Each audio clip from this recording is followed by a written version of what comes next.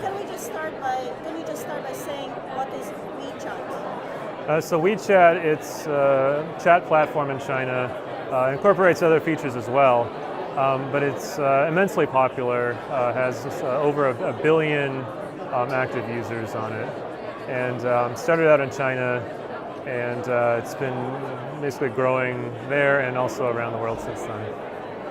Why is it important to do research on WeChat? Well, it's just so immensely popular.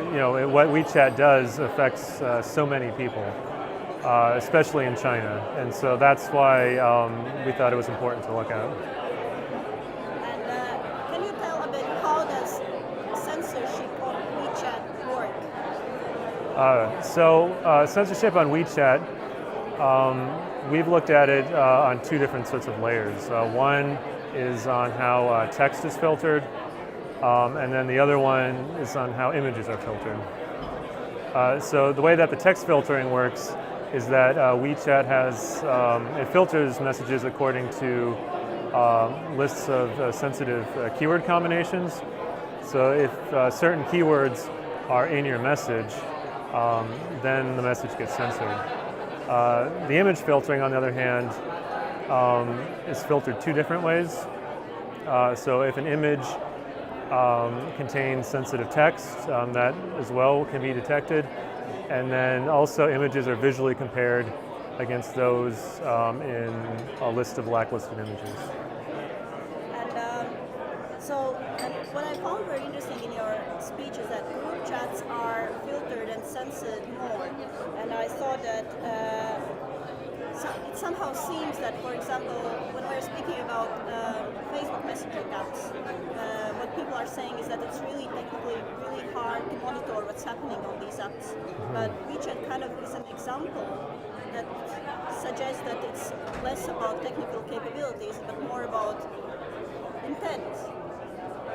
Right. So So the way that WeChat sort of gets around this issue is that platforms like WhatsApp, they have end-to-end encryption between two people talking. WeChat doesn't have this property.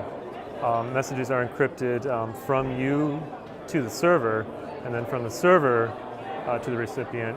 So the server can read everything that's being sent through it. And that's how WeChat is able to implement this sort of tracking and filtering, whereas platforms like WhatsApp are unable to do so because of their better encryption that they use.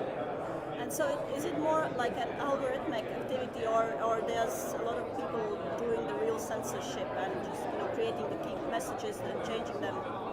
So when we're looking at chat filtering, because it needs to happen in real time, there's not any time for a person to, quickly determine whether this message is sensitive or not, because otherwise, it would take, a minute or two, or maybe even more, every single time you send a message for it to be received by the other user, because you'd have to wait until someone has inspected it.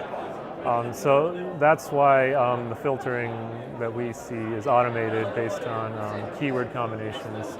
But certainly in terms of maintaining that list, it would seem like lots of human labor would have to go into that. And at the end of your presentation, you were talking about a bit about kind of the red line between monitoring disinformation and creating censorship. And how do you see kind of with the future challenges that we are having here in Europe and throughout the democratic world? How do you see that what should be the action plan? I'm very nervous about any solution that tries to evaluate whether a message is true or false, because that gets very risky, and it gets into very dangerous territory. If you're concerned about state-sponsored disinformation, there might be other techniques you can use, such as metadata, to detect whether information is above board or not. For instance, if you see 2,000 accounts all created in a foreign country, all from the same IP address, all on the same day, and then they always talk about the same things at the same times, you can use that kind of metadata to suggest, hey, this isn't normal human activity.